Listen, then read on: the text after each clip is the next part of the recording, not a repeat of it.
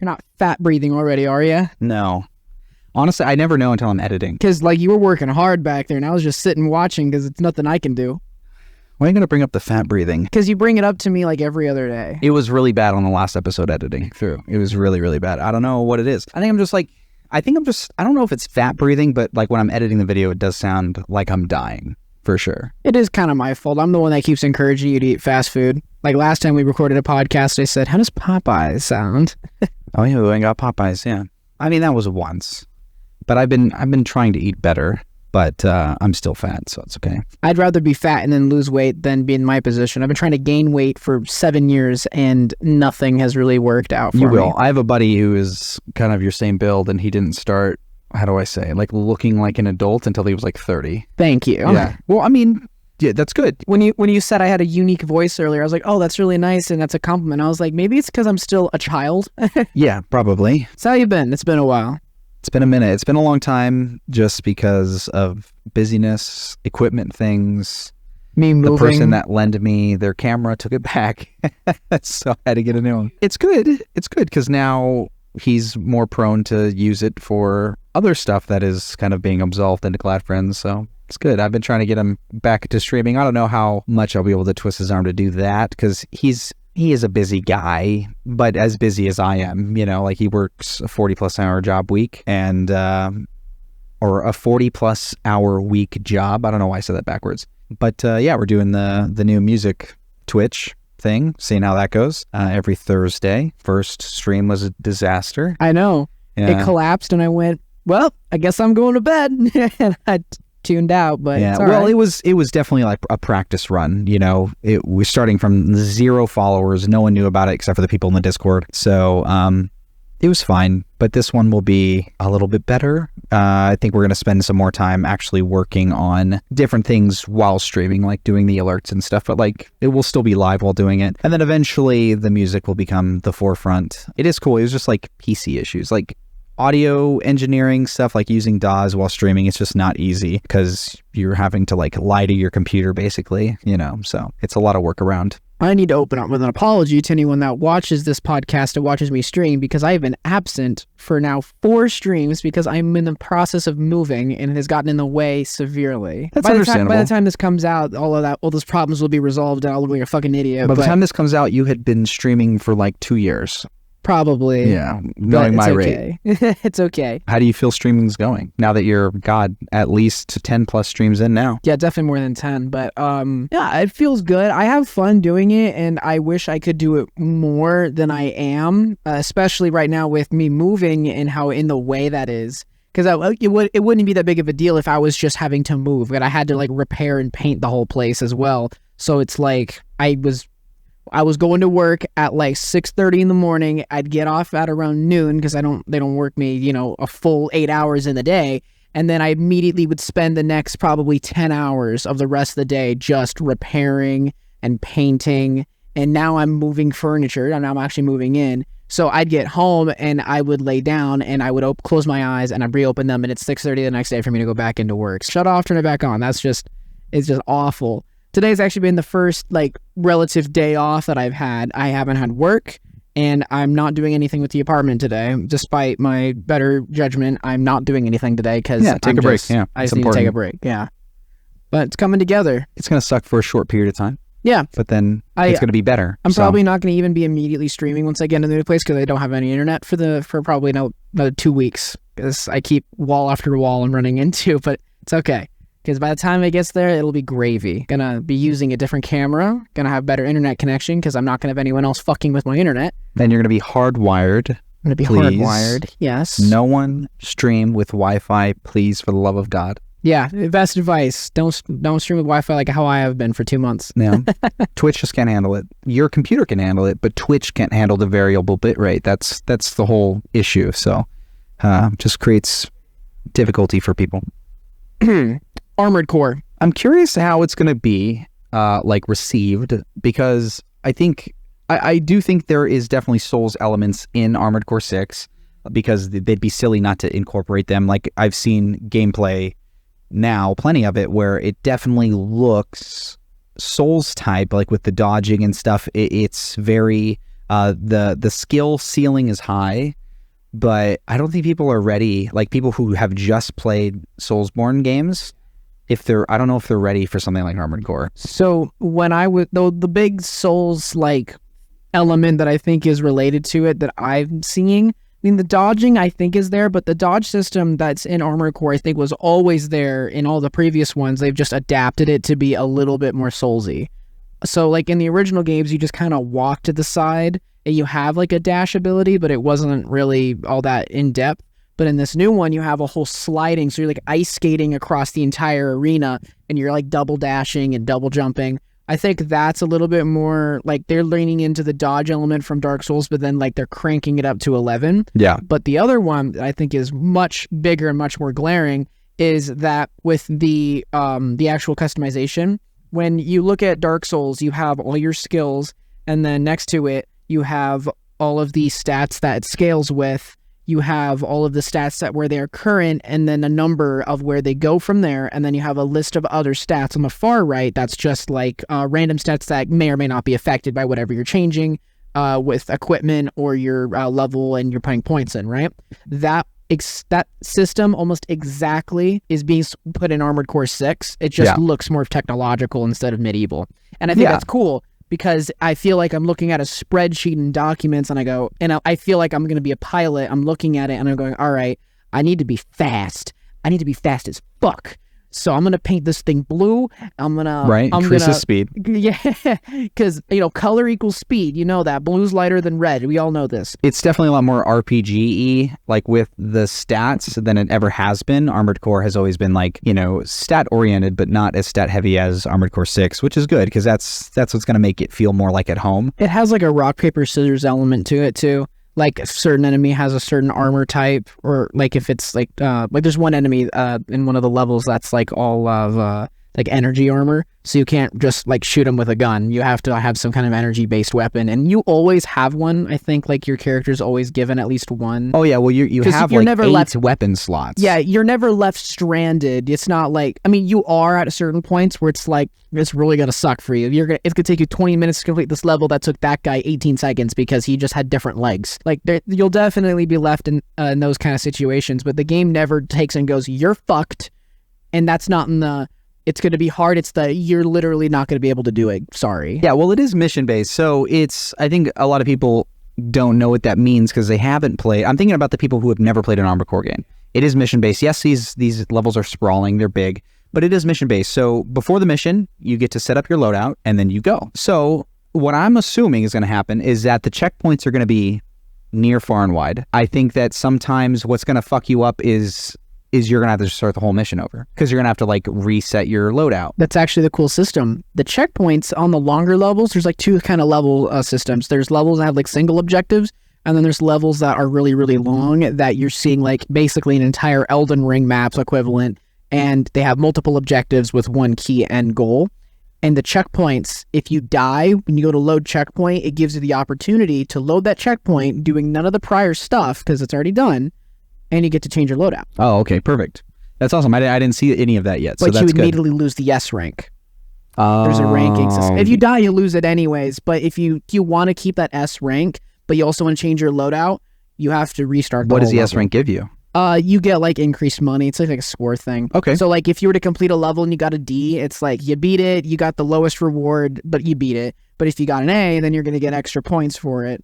After a certain point, it's just clout. Well, a lot of mech games, I'm thinking about like, of course, Armored Core had this issue, not an issue, just the way you had to think about playing it, but also Front Mission, another mech game, where you need to get the most amount of money from the missions or the matches because you need to buy new equipment. So Front Mission is like that, like it's detrimental. Front Mission is you have multiple mechs on the field. It's a tactical RPG. So kind of like an RTS? Kind of like an RTS, but more like a really obnoxious chess game where the chess pieces are different mechs that you've loaded out. And if you lose one, it costs, $3 million or something like that. But if you beat that match without losing that, then you get more money because you don't have to spend that money because you automatically have to repair things like automatically. So I like that idea of inner turmoil. Like, man, should I just start over the mission because I need to get an S rank because like I need to fucking upgrade this piece of equipment.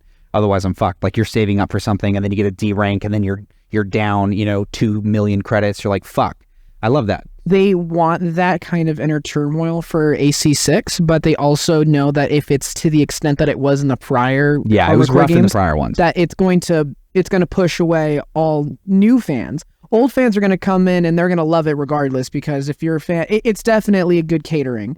But anyone who's just only known FromSoft for Soulsborne games, they're going to be turned off to that. So they've taken that system where you really need the money to repair, restock ammo, and change out things to make your mech, adequate. Yeah.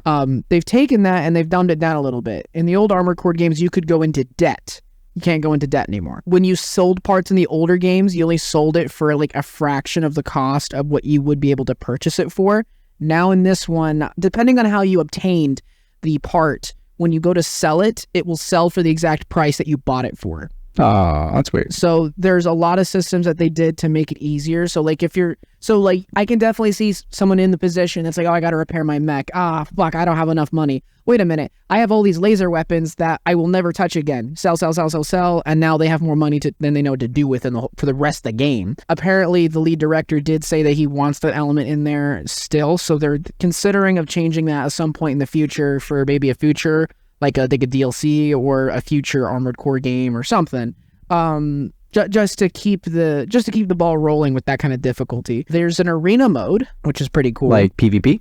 There's PvP. Okay. None of the PvP has actually been showcased though. The big issue is that they're worried about scaling, because everyone saw Elden Ring PvP and I think everyone kind of unanimously agrees it's kind of garbage. I didn't like it. It just seemed like every player just relied on their latency being good enough to outperform the other player, or them having some kind of goofy ass build and meta that was just it made it harder than any boss, because you just sit there and the guy would just defeat you and before you even get to load into the game, and it's just unfair as fuck. So PvP has been a huge concern. So what they've done, it's a two-part fix, is they changed the targeting system.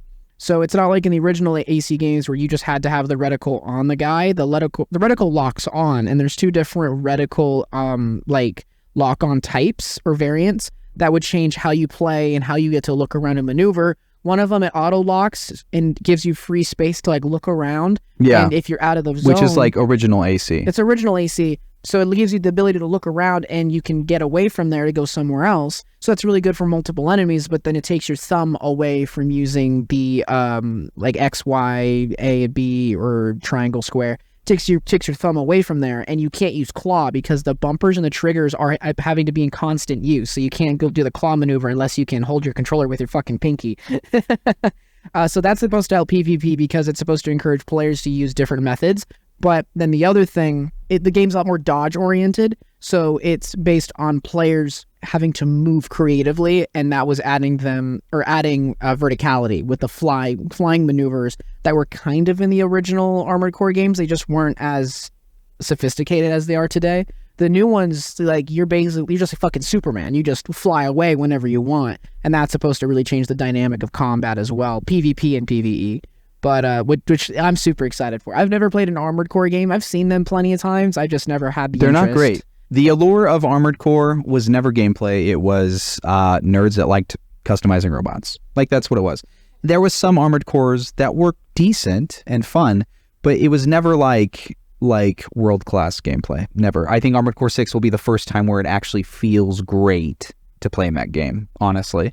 Because I don't think there's been any that were really incredible. I played Armored Core, all of them from the beginning, and aside from the kind of weird offshoot ones on the 360, but I really, really enjoyed them. I'm a big Armored Core fan, big Front Mission fan. There was one mech game that I never got to play. Not a lot of people have played it. It was for the original Xbox that it didn't get a lot of traction because the controller... The game was $60 or whatever, but the controller was $300. You could not play it unless you paid $300 for this super big controller. That was like a whole fucking desk. You had different panels with switches and buttons and pedals and knobs they had to turn. And the TV had to be fucking massive because you're basically operating this huge thing. And no one played it because no one was going to spend $400-ish to play this damn game. What happened is a lot of people that did have the interest in spending that money, they'd get it, and then they'd go to conventions as a booth, and people would come and they'd play the game at their booth. And apparently that happened at TwitchCon. So I hope the one that comes this year to Vegas has that, because I want to play that. Are we going to TwitchCon? I'd like to. I want to. I forget how expensive tickets are. It's in October. I don't know. It'd be cool. It'd be cool just to kind of fucking try to run into some of my favorite streamers, but I don't know. Your favorite streamers are way different from my favorite streamers, so it's certainly going to be, there's going to be a dichotomy there. Why? What do you mean? Like what? Like everyone that you like watch is way different from the people that I watch. I guess. What are 3 Twitch streamers you watch? You. Say you can't even think of the other 2. No, I can't. I'm just taking my time to be an asshole. You. General Sam, and then I tune into Moist Critical every once in a while. So I guess one of them's... I love Moist Critical. Sam guy, I don't fucking know. Yeah, he's funny. He's an asshole, but he's funny. I watch him because I hate him. I loathe him. I want to be better than him. That's why I was calling it out, because I like pretty much everybody. Like, I mean, I soak it all up. I don't really watch a lot of people as much as I watch, like, maybe fucking Asmund or Moist Critical or... Caleb, I don't know. There's some that I definitely watch more, but I try to dip my toes into everybody's stream. I hope Jack in the Box is at... Jack in the Box won't be at TwitchCon. Dude. They won't be at fucking TwitchCon. Are you just saying that because you're jealous that Jack in the Box has a bigger Twitch following than you do? Why would I be jealous? Jack in the Box is one of the biggest fast food chains on the planet. Why would I even think? No, I just think it's like... I'm just really not a big fan of gimmicks, man. I'm just not a big fan of gimmicks. I don't know if it's a gimmick. It's making money. That's what a gimmick does. Yeah, but it makes money. Yeah, but but why? So if people were lining up to watch the Jack in the Box Twitch channel, I just think that's strange, because there's people that like are actual personalities being creative and, putting out art. And then there's fucking this giant corporation that is, it's great they're making money, but why would I fucking support that? Who fucking cares about Jack in the Box? You know what I mean? Like, that's weird. That's a weird thing to support. Don't attack me like that. Okay, well, you really like Jack in the Box. That's open 24/7, so, and I'm a fucking nocturnal creature. I, like, at night, I look like one of those, I look like the Crypt Keeper. Yeah. You look like that during the day. Shut the fuck up. That's because I've been up all night. No, but you know what I mean? Like, I love the use of social media for corporations to, like, be modern. I love that. That's cool. But when people, like, and I know you're not genuinely serious. Like, I know that that's not one of your top 5 content creators is Jack in the Box, because that'd be fucking crazy. Yeah. But when, like, if there is people that would sit down on their phone or on their computer and decide to watch 2 hours of Jack in the Box Twitch rather than S-Fun or something, someone who's like a personality, who's an actual like that's weird. That's a weird thing, and that's not jealousy. It's just, it's a gimmick, and I don't really care about it. I'm a real, like, art snob in the sense of I think everything is art. So and I don't like when people shit on it in like a hee hee ha ha kind of way. So if Taco Bell approached you and said, hey, we'll give you all the equipment you need, you're going to become a Taco Bell VTuber on Twitch. We're going to pay you $2,000 a week to do this, plus royalties of whatever you come up with on your own, and you get all donations. You just have to VTuber Twitch stream as our Taco Bell mascot. Would you take it? Honestly, no. What? Honestly, no, because it's I'm not trying to sound like shameless. It is shameless, and it's just not creative. Like, there's it's levels not. of shameless panhandling, or not panhandling, but like shameless like advertising. There's, advertising honey, like being sponsored by honey. There's Raid Shadow Legends, and just below that is probably like what's it called? NordVPN. Manscaped, lots of Manscaped lately. Yeah. Gamer subs, and then on top of that is fucking streaming as the character for any major corporation. Yes, but if I was sponsored by Taco Bell, fuck yeah, sure, why not? But yeah, I can honestly say no, because it's a perversion of the medium. It really is. Just like I wouldn't, if someone said, like, people ask me all the time, oh, well, have you tried, like, maybe you can, like, write music for commercials. Have you tried writing music for other people?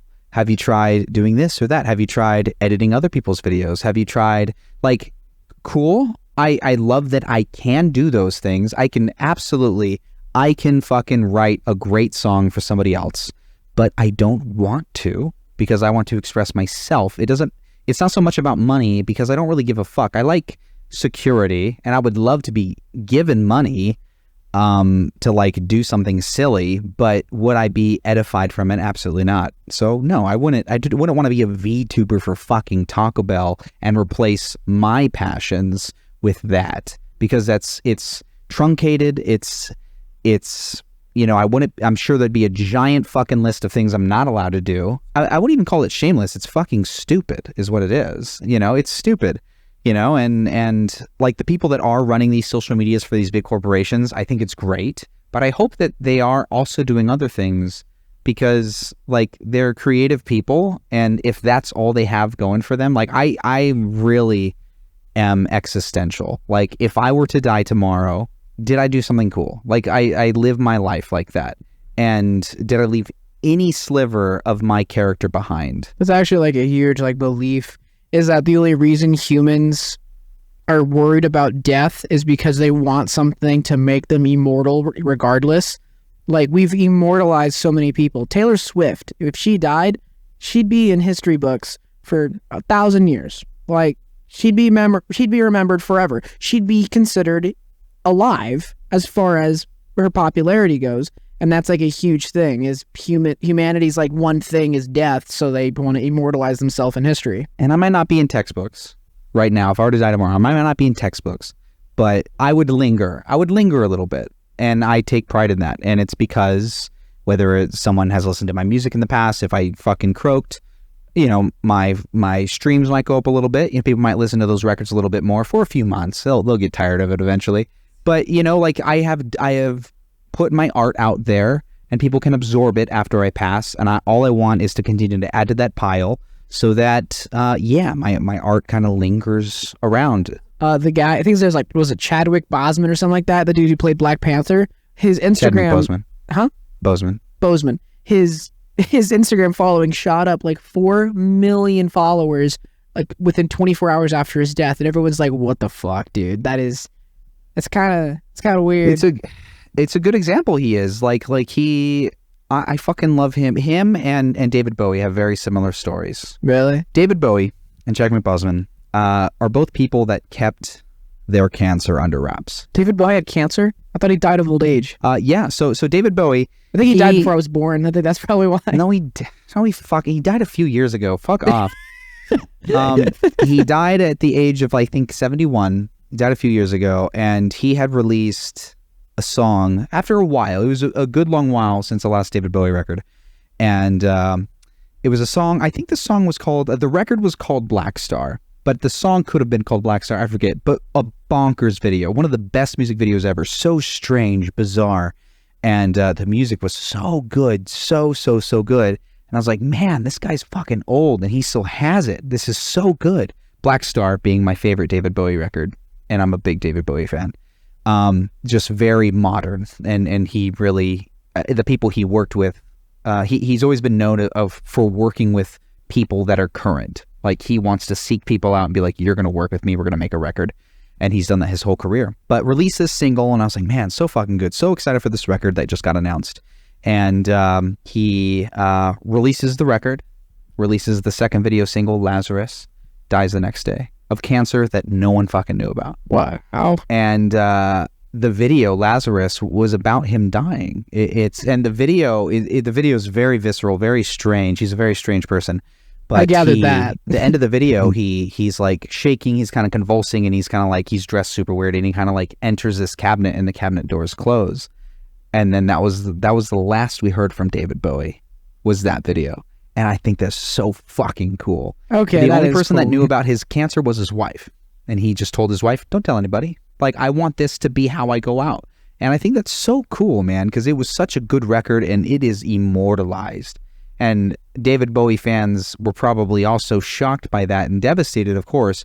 But what a treat to have, like, there wasn't this, oh, let's go buy the record because he died, or oh, this is his last record. He's been on chemo for the last few years. let's support him because of that. It was just, here's the last bit of art I can give to you because this is all I got left. Enjoy it. Peace out. I'm gone. Same with Chadwick Boseman. He, all throughout the filming of Infinity War, both movies, he didn't tell anybody. No one, I mean, some producers knew, of course, but he said, yeah, don't let anyone know. And he passed away after that. And what a cool... There's a comedian who did that. Continue talking while I think about the comedians. Could take me a sec. He died very recently, within the last year. No, but it's cool. It's just cool. I think people pushing art first, like that, when that's their personality, not their personality, when that's their characters, their art, I really appreciate creators like that. Or creatives. I'm not going to say creators because then you think of fucking YouTubers and shit, but creatives. I think that's just really powerful. Leaving something behind. It's sad when you go, but it's so much more impactful, or not impactful, but God, I don't want to use a positive word because it's sad when people die, right? But it makes it almost more beautiful when there's art to leave behind. Using positivity though after the death of somebody, I think is still okay, and is, if anything, encouraged, because it sheds a positive light on their life. Because just because someone died doesn't mean it was a bad thing. Yeah, exactly. I mean, if David Bowie didn't die the way he did, then that record wouldn't have come out. Yeah, it wouldn't have been the same. It wouldn't have been the same record. And I'm not afraid of death, and I'm not very fazed by death. When people die around me, of course it's sad. I've lost some people. There's some people that have died. A lot of family members that don't really affect me because they die of old age. They die in their 70s, 80s. I don't have any grandparents anymore. But none of them were like super sad. So it was like, that's the goal. You died when you're old. Fuck yeah, that's awesome. Sarah's brother, my best friend, he died when he was 19. That fucked me up. But my things that are kind of like out of the blue, if it's like suicide or something, it really fucks me up. Keen, my good buddy, his dad committed suicide this year, and that really fucked me up. But I'm not, other than that, when death happens, I'm okay with it.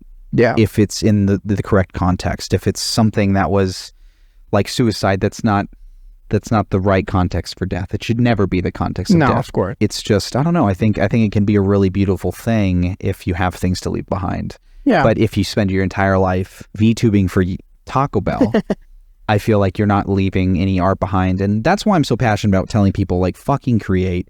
Like, there's so many artists I know who, like, will show me a picture and I'm like, oh my God, like, post that on Instagram. They're like, no, I don't really want to. Like, fucking do it. So then get your art out there, Your argument man. of something being silly, like the Jack in the Box streamer, it's silly and stupid because there's no face behind it. It's making fun of the art. No, because look at like Whitest Kids You Know. He died. That sucks. He was a comedian. He was a comedian, but and his stuff was silly. It was funny, haha. But he wasn't making fun of the art. His art was his funny. Art. His art was funny. Yeah, there's a difference. But like, I don't know. It's, I guess, different strokes for different folks. I guess if someone's like really fucking excited about the Jack in the Box Twitch, good for you. Good for you. I'm so happy for you that you can. I'm gonna go home today that. and I'm gonna get some Jack in the Box. You're way bigger into the music scene than I am. But yeah. I do have a history with music, albeit I was younger and it was amateur. I played for a mariachi group for years. I think I kind of had that child actor like disease where you're good at something at a young age and people want to use that. And I hated it. And then I was just mistreated. And then one thing left to another when I was out of it because I changed schools and I moved. I had new friends. I didn't want to do it anymore. And I didn't really have the outlet to do it anyways, so I fell out of it. But something I do love doing is learning how to make music and play music. I understand a lot of qualities of music that I don't think people who just listen to music have. So I've been listening to a lot of, this is going to sound strange, I've been listening to a lot of like OSTs from video games and movies and anime because while maybe like 10 years ago or up until maybe 10 years ago, it was just like a guy who just made some music that just kind of sounded like it went with the scene and that was it. Today, there's like genuine fucking art being made alongside something as goofy as a video game. I mean, that's been around for a while, It's though. been maybe 10 years ago. Maybe I'm counting too soon. Maybe like 20 years ago. I feel like up until 20 years ago, it wasn't very common for a game to have music that was like genuine art that you can listen to and appreciate. It was just music. I don't know. I would challenge you on that. You would? Yes, I would, because some of my favorite composer, Nobuo Uematsu, it bounces, but one of my favorite modern composers, and he got his start from video games. And he was somebody that really created the point of just because it's a video game doesn't mean the music can't be great. Yeah. And his compositions started off on, fucking NES. And of course they were archaic, but they were still beautiful. And hearing those, accompanied by a symphony now, those same songs, it's incredible what he was writing back then. And of course now he's a world-renowned composer, and he, his works are cherished. But since the dawn of video games, really, maybe not, fucking the 70s, as soon as we hit like console gaming, I genuinely think that people were putting immense effort in, and it was probably led by Japanese games, honestly, because I'd probably say Nobuo Uematsu is probably the first video game composer that really gave a shit, honestly. You think so? Oh yeah, and you can tell if you played Mike Tyson's Punch-Out and then played fucking Square's Tom Sawyer, you could tell the you'd difference be like, in music holy quality. fuck. Okay. Yeah, and it's insane. But then you also had people like Yasunori Mitsuda. He's probably my favorite. He just doesn't do as much. But he also, when we got to like Super Nintendo with like a Chrono Trigger and stuff, like these are compositions that are just so incredibly good. And then, of course, modernly, it's treated with with a huge amount of respect now. Yeah. Ever since like CD-based gaming, it's been treated with respect. Okay. So now every game has potentially an incredible soundtrack. But back then, there was definitely forerunners for sure. Okay. I feel like a lot of composing for music or composing music for video games, it just was just supposed to support the movement of the game. It didn't really sound all that great. Mm-hmm. It was just like, it sounded good, but it was just, you weren't listening to it. You never actually thought, whoa, I should go listen to this. I mean, people give credit to it all the time, but like E1M1 from Doom 1993, they were like, oh, it's so good. They ripped off Master of Puppets, like almost tune for tune, like in that first song, which isn't creative. It's smart, I guess, but it's not creative. It wasn't created to be a masterpiece. It was created to be driving, and to remind you of metal. But the latest Doom, granted, it's not like art that's going to bring you to tears, but it's certainly innovation and creativity as far as music goes with, what's his name? Mick Gordon? Mick Gordon, thank you. Like, it's certainly creative. I knew you were going to bring up Mick Gordon. Yeah, I was going to bring up Mick Gordon, but I'm also going to bring up the Halo guy, Marty Stratton. Is that his name? Yeah, he's all right. I would say Marty Stratton's better. I agree, he's better, but Mick Gordon is certainly good. Mick Gordon is a very good audio engineer. Mm-hmm. That's his strong suit. What he writes and composes is not very interesting. It's great. But it's not innovative. Like, I would not use the word innovative for Mick Gordon at all. You don't think so? No, I absolutely would not. Look, we should like trade some OSTs, and there's composers that are like incorporating insane like jazz fusion shit that's like just so good, and then Mick Gordon is just like caveman music. It's cool, but it's not innovative. It's the design is great. The sound design is great, but it is not innovative. Okay, so then where I think the innovation comes from is then when he's limited, he has to be creative and he has to do things with innovation. When he made Doom 2016, did the whole soundtrack for that? Yeah. He didn't use a single guitar. He was told he cannot use guitars because of the difficulty. Why is that a big deal? You think he's the first person that used fucking MIDI bass guitars? No, that's not what I'm saying. Okay. He used synths and chainsaws. That's where I think it was creative. It's not creative. I think it's already been done. Okay, so what if it's already been done? It's still creative. I think to you, it was something that you're like, oh, that's really cool. Yeah. But it's something that has been done since the dawn of time. Yeah, but still, just because it's been done since the dawn of... Every time you make a fire, damn, like, yeah, that's cool. And that's been done since the dawn of time. No one's, oh, that's cool. They shouldn't be like that. Okay, well, you don't appreciate nature either, you fucking heathen. You haven't seen fire yet. Maybe you haven't seen the kind of fire that Mick Gordon is dropping. It is great. I'm not saying it's not good. It is great. I'm just not gonna use the word innovative. Because he's somebody who released a banger soundtrack, no doubt. But I will not sit here and say that he should be in like the same category as other game composers. Then it's not okay. Then innovative was probably the wrong word, but at least creative. For him to sit there and go, "Damn, I can't use actual guitars. I'll use a chainsaw." Yeah, but they have been saying that since forever. Like, because every game has limitations. You know, when PlayStation came out, and they were able to kind of that's the first time CD-based gaming was becoming an actual feasible thing where they can load up that disc with better sounding music. There were still limitations. You know, I think of Nobuo Uematsu, and there's, you know, the things he did with the limitations he had, like, okay, I can't record a choir singing. I can't, because there is no space for that. They won't allow me to do that. I can't use real guitars. I can't use this or that. What can I do? How do I make this sound gorgeous?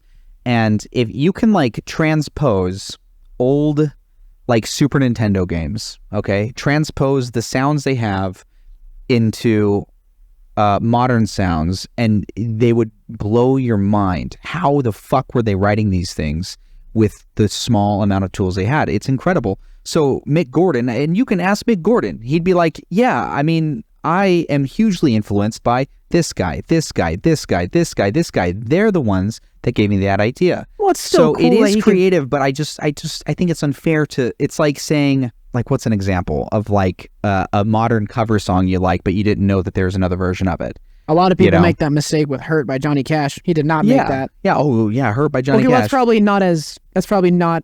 That's a weird one, because he covered something that was out of his genre. You know what I mean? Like, who would have thought that Johnny Cash would have covered a Nine Inch Nails song? And I think that's why a lot of people don't recognize that it was originally Nine Inch Nails, because I think for a while Johnny Cash was bigger and a little bit more of a recognizable name. Like, you take 100 people and you throw Nine Inch Nails, Johnny Cash, more of them are going to point at Johnny Cash and they know who that is, I think. But it's because he altered everything about the song, and I do think he ultimately made a better song just as a cover and just everything. I think it's better than Nine Inch Nails version. I think that's why a lot more people were gravitating to it. It's more impactful, probably. I think but the original is a great song. I'm not saying it's bad. I'm just saying I think Johnny he kind of gave it what it needed to make it to kind of perfect what it was. Yeah. Well, just look at it this way. You know, I like how you said the whole fire thing, you know. Fire's still cool. Yes, it is, you know. But I challenge you to expand. Like, if you there's something you like fucking Mick Gordon. Look up what his influences are. Mm-hmm. Look up what their influences are. Look up what their influences are, and cross-reference and like build up that knowledge. Because this is what I mean by I'm an art snob. Is I love doing that shit. Yeah. I love knowing where it all started. I do. I just love knowing where it all started. You know, if we're talking about fucking metal music or electric guitars or video games, I want to know, how did it start? What was the base influence? Because I'm so interested in catching myself up. Mm-hmm. So I know all that. And I think that's what makes good art. You know, I love being able to listen to a composer and knowing, like, if I listen to like a Nobuo OST, I can be like, I know this part 100% was inspired by fucking Pink Floyd from this record, this part of the song. Like, I like having that ammunition to pick it out. It's so interesting. It's so cool. And then you can kind of give due respect to who deserves it. Maybe I look more into like a lot of music, I'm looking into like the meaning of it and like what kind of emotions it's displaying. And that's another thing. My girlfriend and I argue about this all the time. She's a very vocal person. I feel like it's not very creative and it's not very talented, and it doesn't mean nearly as much for any one artist to say an emotion than it is for an artist to display one without speaking a word. And I think that that's factual. I don't think that that's an opinion, that it's a lot more powerful for someone to display an emotion through strictly instruments. I think it's factual that they can do that with an emotion with strictly instruments than it is for someone who can do it has to say it. Oh, 100%. Well, it's way more. It takes way more talent. It takes more. Like, that's the whole point of art, is conveying emotion through a different medium than emotion. And I think that's another thing why a lot of singers bother me, because when the music is relying on strictly their singing, I feel like then you're really lacking the purpose of the art. And maybe that's why I don't really listen to a lot of modern music and I stick to like my handful of artists that I like, because there's a lot. Very small handful of artists. Okay, fuck you. So what? What do you want? I like want it. you to expand. Yeah, and I think I'll expand when I'm ready. I like what I have right now. I've gone to other things. Again, I'm just a nerd. But I just like to. And I'm not even listening. I'm listening to stuff that I wouldn't listen to when I was like 11. Like when I was 11, I tried to gatekeep myself. This is when I looked like 80s Dave Mustaine, and I was like, I'm not touching rap. I'm not touching hip hop. I'm not touching this. I am strictly listening to Guns N' Roses, right? And I did that for years. And as a Dave Mustaine fan, you only listen to Guns N' Roses. Whatever. You know what I mean? Like I'm only listening to this very niche group of artists. I've expanded out to other things, but I'm not doing it because like of certain element. Well, I'm not doing it because of a specific element. I'm doing it because I want to see how many things they can do in one song and how many things I can hear. When I listen to, I'm not shitting on what my girlfriend listens to. Listen whatever the fuck you want. I'll tell you if it's gross or not, because that's how I feel. You can disagree all you want. I still think I'm right. But yeah, that's fair. But like a lot of the stuff my girlfriend listens to, you can hear music, but it doesn't sound like anything. I mean, it just sounds, the best way for me to describe it, you go out, right? You go out to the most beautiful plain you've ever seen, like mountain ranges. And what is it filled with? Rocks. You can't say it's empty. There's rocks. But that's just it. There's just rocks. That's what the music is. And a lot of the music she listens to. Not a lot of substance. There's not a lot of substance. It's there, but it's just that. There's nothing deeper than that. And I like listening to music, even if I don't inherently like the music. Like I got one song, it's like some fucking rap song that people use on like TikTok edits, but there's a lot going on, and I like that. There's instruments that I can't even place what they are. It's probably because they're all digital. I can't place what it is, but the way that they're intertwining so many different moving parts, I think that's really cool. So I listen to it. So that's what I seek too. I want things with substance, but going back to like influence, you know, like that's the journey that makes it all, you know, really enjoyable. Like, you know, you are a big Mick Gordon fan. You talk about him all the time. So you can't lie and say you're not. I talk about Buckethead more than Mick Gordon, which is funny because he also did a Doom soundtrack. I've heard you talk about Mick Gordon and Buckethead. Those are the only artists I hear you talk about, honestly. Modest Mouse. I listen to a lot of Modest Mouse. Okay, well, still, let me continue. So, Mick Gordon, 2016 Doom. Do you know who Misha Mansour is? I don't speak Japanese. He's not Japanese. Misha Mansour is a composer for another band called Periphery. You talk about Periphery a lot. I do. So, like, listen to a Periphery record, and you'd be like, what the fuck? Mick Gordon sucks. Like, I swear to God, that's the stuff that I feel like a lot of people miss out on, because I'll say that. I'll know that someone's interested in something, and I'm like, okay, well, that's connected to this, and this person is a better musician. Check this person out. Okay. And like, Periphery is incredible. Instead of one great musician making great music, you have 6 making incredible, all virtuoso, like incredible music makers. And then think about, okay, well, who, you know, you soak up all that Periphery, you know, one of my favorite bands, and then I said, okay, well, who's Misha's biggest influence, you know? Meshuggah. Okay, listen to Meshuggah. Oh, fuck, this band's great. Who influenced Meshuggah? Oh, fuck, it's like so good. It goes deeper and deeper. It goes deeper and deeper, and that's what makes it so much fun, man. Like never, all of my friends that I grew up with in high school, and we started bands and we're making music, they all listened to the same 5 fucking records that came out when we were kids. And that blows my mind. I'll run into an old friend. You know, we listened to a lot of AFI when I was younger. It's like, hey, have you listened to the new AFI record? They're like, no. The only record I've heard is Sing the Sorrow, 2003. I'm like, the fuck? Like, what? You missed the last 10 records? Like, are you kidding me? Like, people do that. And just like if you ran into another Buckethead fan who has only listened, who has missed the last 5 records, you would think that's bizarre, right? You'd be like, wow. Well, Buckethead specifically, no. Okay, well, whatever. No, I know your point stands. You're right. But the thing is, Buckethead did something different with his records. Back in like 2014, 2015, he started something called Pikes, where he'll just randomly release a single or a couple of songs. It may be a full record. Like, it could be anywhere from just some projects he had to a genuine masterpiece that he had taken years to think about and to work on, to a record that is a piece of all of those combined. He just releases them randomly, no due date, no nothing, just, oh, boom, here's Pike number 246. And Pike number 245 was 3 songs, but Pike number 240 was 1 song, but it's still 1 Pike. So, okay, well, what if somebody just hasn't, like, before the Pikes. Before the and Pikes. he's like, oh yeah, I stopped listening when the Like, Pikes started. so- You'd be like, okay, So you're something fucking stupid. that is something that bothers me with like some of the Buckethead community is that they're like, oh yeah, my favorite album is Coma. And I'm like, great, you're listening to the only album that anyone on the fucking planet can name. And it's like, that's great. It's a great album. I listen to it almost every single day because there's songs on there that I cannot get enough of. However, have you heard Enter the Chicken? Have you heard Pepper's Ghost? Like, there's so many other things that he's done that is incredible. And like one song that I come back to all the time because he's released it, it was actually 2 songs he's released twice in like 2 variations. One of them's called Botanist. I think it's Botanist. He's released it twice, and every time I hear it, I'm like, it's like looking at twins. They're related, but there's something very different about them. And then the other one is, I think it's called For Mom. He has an instrumental version that he released on Acoustic Shards, and then For Mom he also released. It was either on Coma or it was on Electric Tears.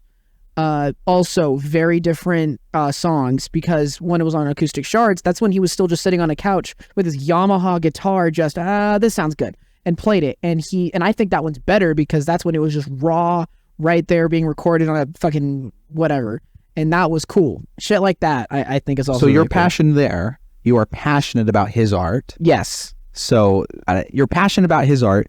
So, I just like think about that and the whole broad spectrum of all art, circling back to the whole Taco Bell thing, the fucking Jack in the Box thing, like let yourself as an artist, because whether you think of yourself as an artist yet or not, you are creating art.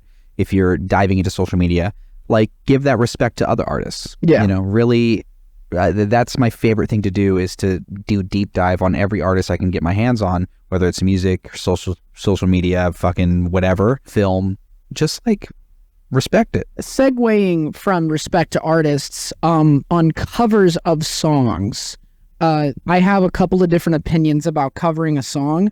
I think that if you're going to cover a song, you are obligated to do 2 things. You have to make a song. You have to make it so that the cover of whatever song you're doing is still pleasant enough to listen to even the original listener. Because I think that that's what the song was made for. It was made for those fans. I think that if you're covering that song, you can't just steal it for your fans, because I don't think that's fair. That's more so opinionated, so people can disagree with that, and I'm not going to be upset. Second one, I think it has to be different enough from the original that it can be recognizable as not the original, or maybe just not the cover, right? Johnny Cash's Hurt, leagues different. Yeah. Oh, for sure. Such a different completely song. different feel. Yeah. Everything about it. Weezer's Africa, I confuse Weezer's Africa from Toto's Africa. They made it way too similar. Oh, it's literally the same song. There's nothing. So there's like Alien Ant Farm almost gets away with it. Almost. I think they get away with it. With Smooth Criminal. I think they do. I think they make it just a little bit more hyped up and bombastic, and I think that's why they say I think they get away with it, but there's just things about it that are just not different enough. Like, so if you're, I don't know, like Weezer doing Africa, that was to pay respect. Yeah. But it's still, anybody that would choose the Weezer version over Toto, like that's where I'm like, okay, why? Yeah. Like, it's literally the same fucking song. Go listen to the actual people that did it. I'm not really big on cover songs, and it's been something that like my band has asked us to do or my ex band for years, like, oh, we should do cover songs. And there's been times where I've like dabbled with the idea. There's been times where we have played cover songs like back when we were just first starting. But it's like, it's just not, again, like when you're creating art, it just doesn't sound that fun to like lean on someone else's art. Yeah, and that's why I think you have to make it different enough for you. Like, make it different enough, yeah. Unless it is a respect thing. Like Weezer doing the Toto thing, I'm okay with, but I'm not going to listen to it. It's like something they'll release and I'll listen to it once and be like, oh, fuck yeah. Ghost just did Jesus He Knows Me by Genesis, which was a fucking great song. And it's very much the same song. But like, it was like a respect thing. It was like, hey, we love this band. We love this artist. Here you go. But then that's it. Like, I'm not going to fucking listen to it all the time. You know what I mean? Yeah. It's fine. But there's a band called Our Last Night, which is like this metalcore outfit that was like pretty big in like, 2008 to 2012. They were doing okay in the metalcore scene.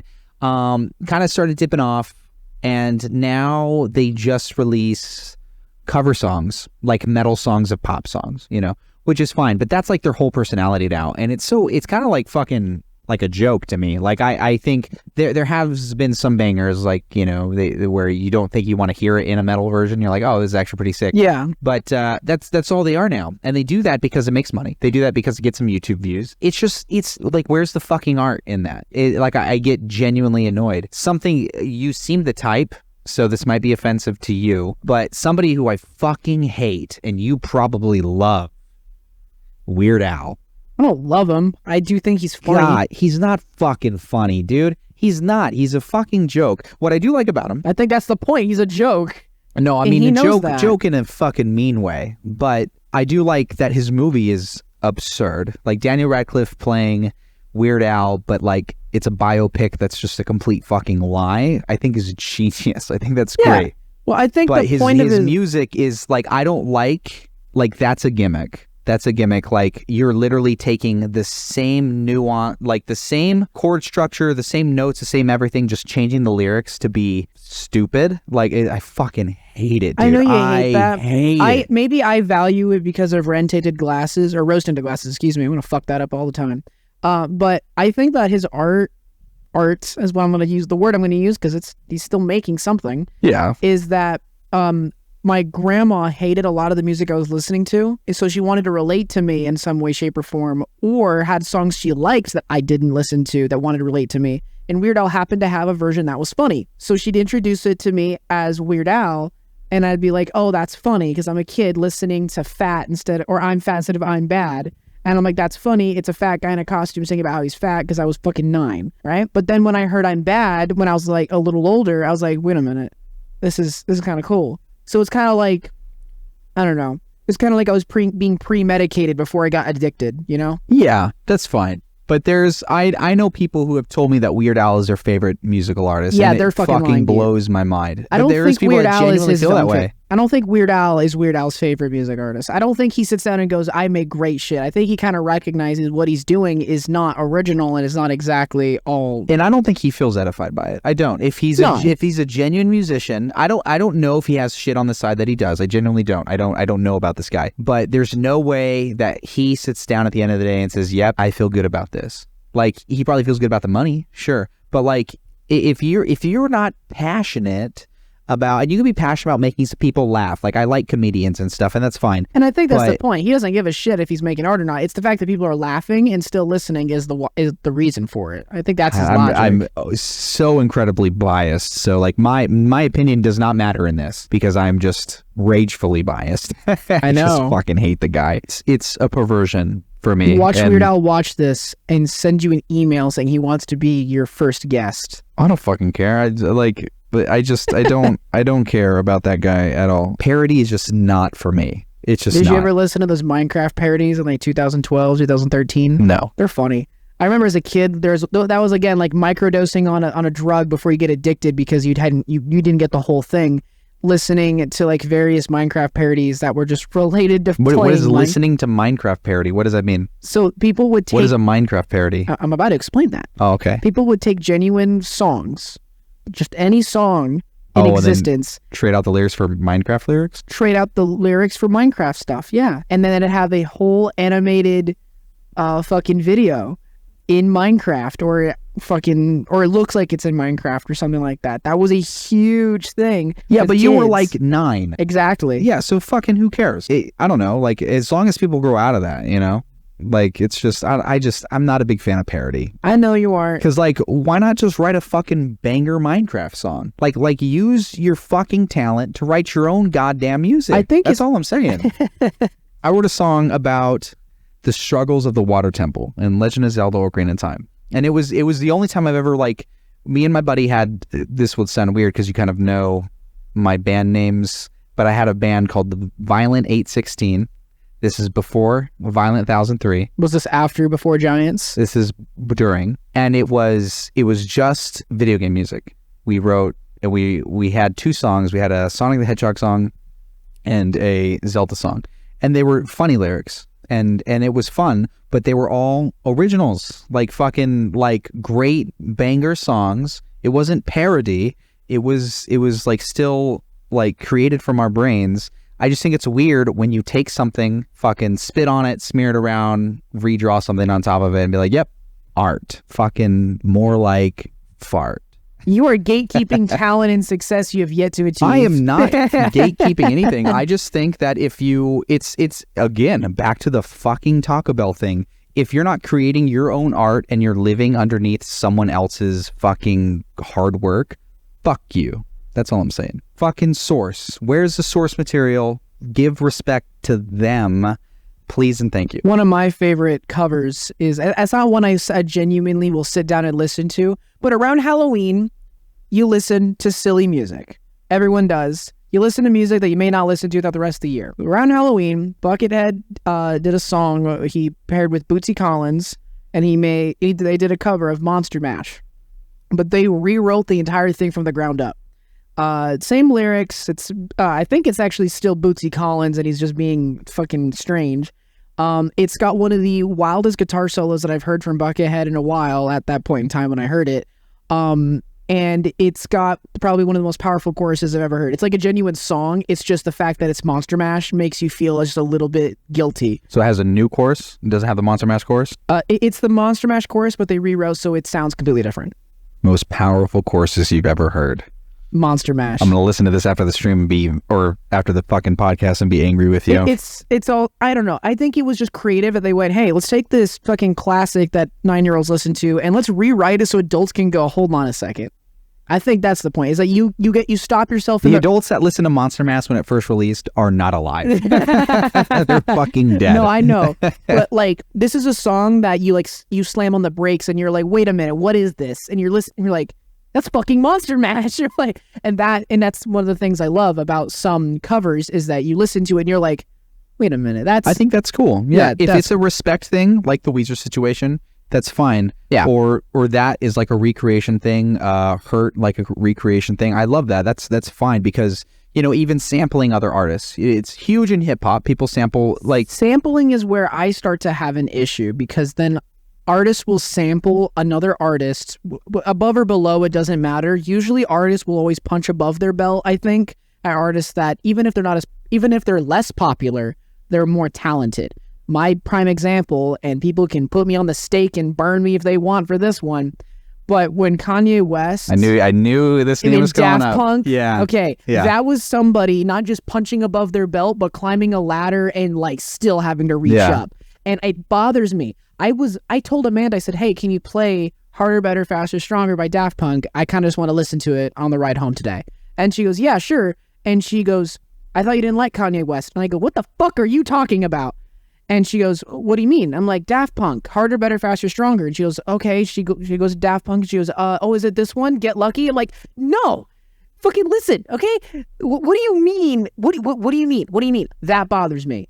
They take an artist who samples it, who didn't even do something different. He literally stole that song and just like tweaks the fucking octave. Yeah, and it's frustrating when people don't know. So I don't mind sampling. It doesn't bother me. I think there should be new rules around it, though. But yeah. I think that straight up, Kanye releases the video, right?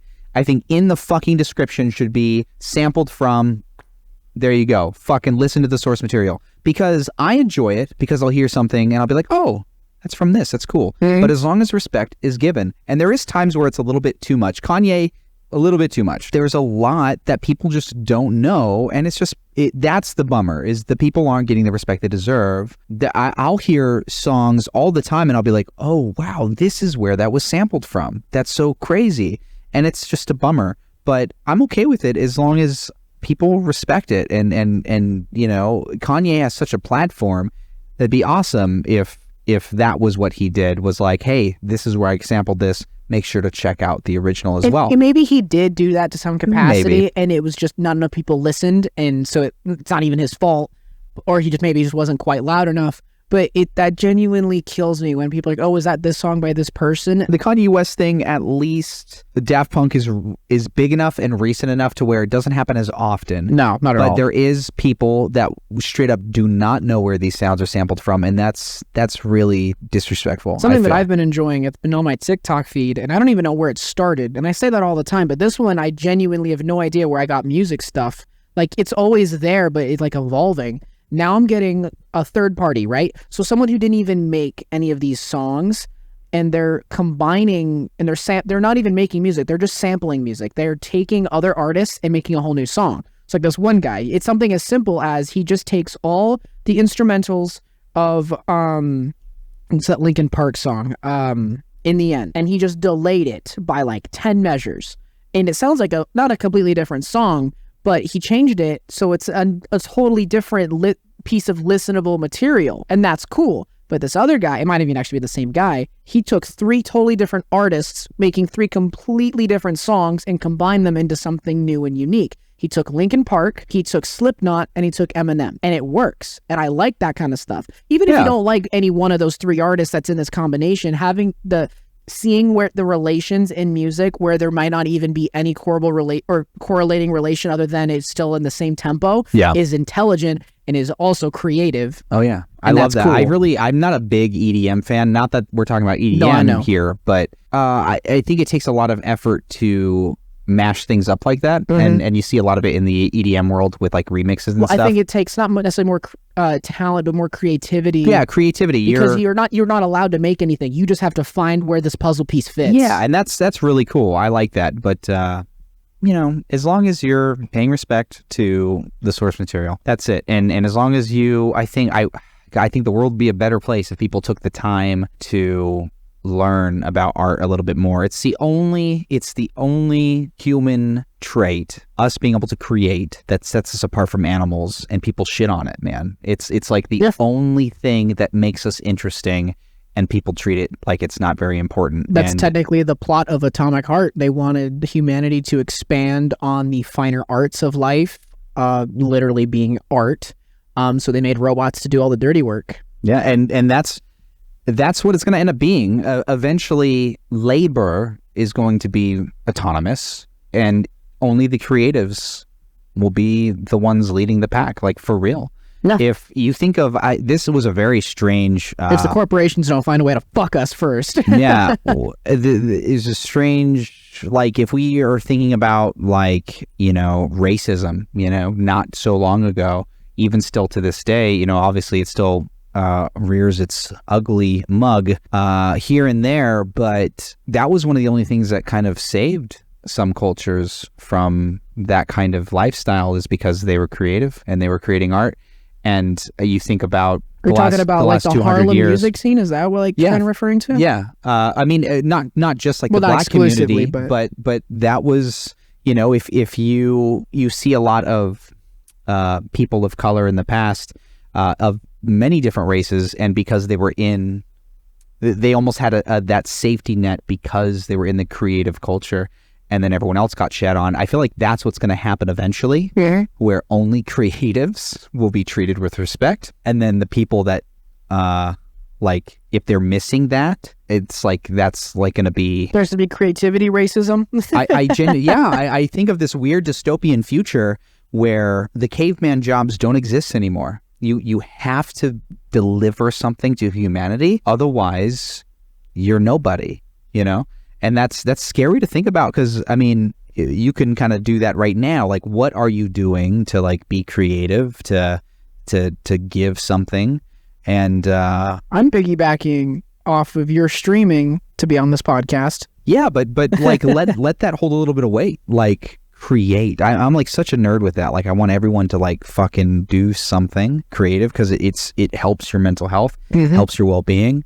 And yeah, I don't want that weird dystopian future to happen where like only creative people like are taken care of, because I don't want to sound like an elitist or something like that, where I want that to happen, because I don't. I think the concern is then, are you even in that echelon, or are they going to shit on you because think about it right now. The people in the 1%, okay, the people that are making money, a lot of them are creatives. They're the people, they're content creators. Like, these are the people that are making the most money on planet Earth, are content creators, aside from like corporate bigwigs. That's always like big pharma and shit. Like, these people are Elon Musk, these are the people that are going to be making the most money right now. And then below them is Hollywood. And then step 3, content creation. That's bonkers. It's not the blue collar. It's not them anymore.